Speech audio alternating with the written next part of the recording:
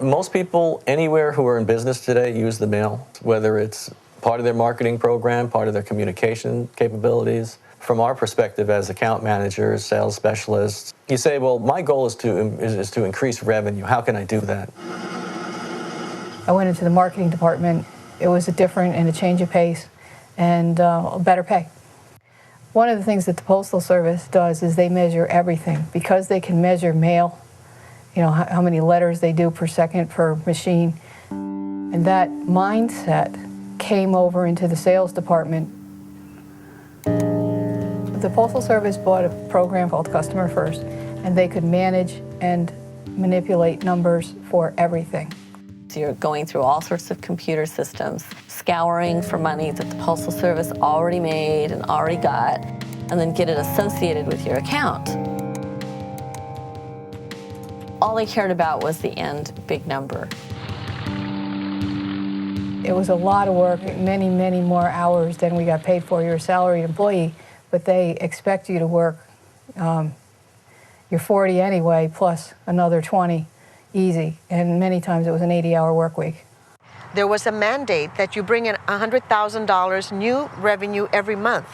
Many of my colleagues were reporting 100,000, 500,000, 700,000, $1 million sales. We started to create this, the favoritism, better geographic territories, the better customers, all of the things that would make your job easier if you played the game. And then when all the numbers came out, they said, well, how come New York stinks? Look at the rest of the country. Look what they're doing. We'll go, what are they doing? They're making up numbers. It's not real.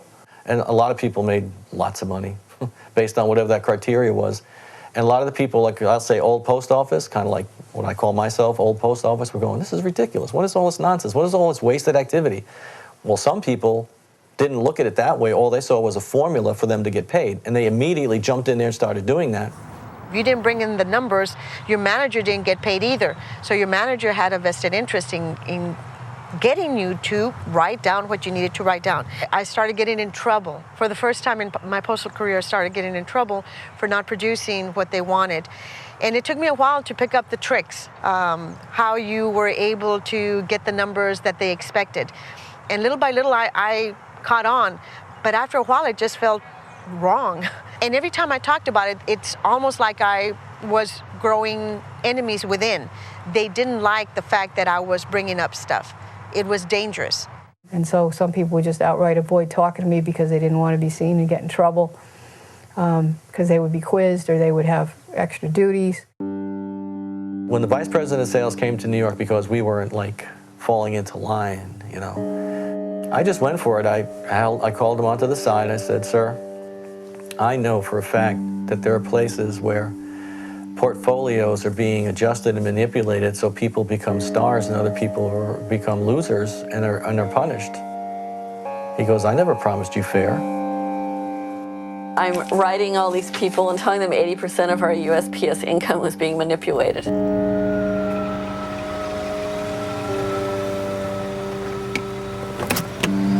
Yeah, these are, actually I just took these out of the house here and they need to be filed, but they're just papers and documentation, sales that were fabricated.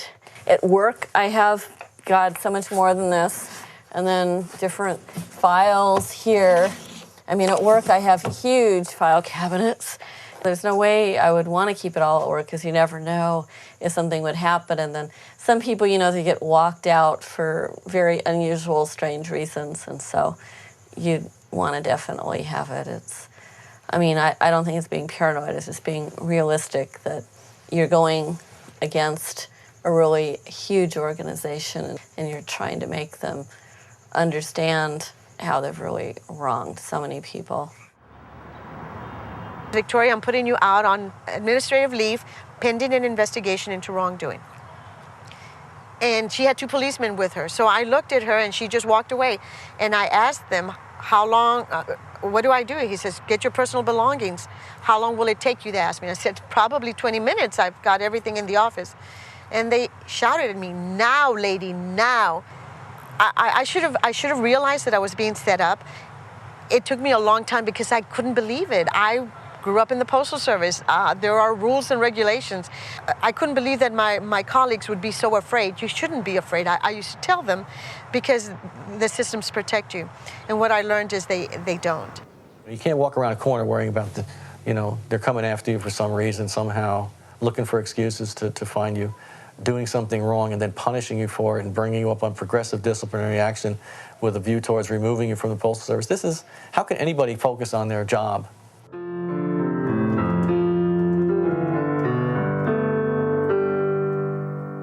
It's almost like assassination, really.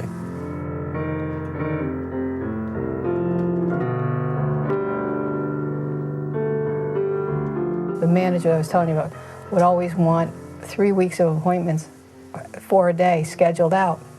Yet the people that were the favored didn't have to have that. They were sort of, missing on their calendars.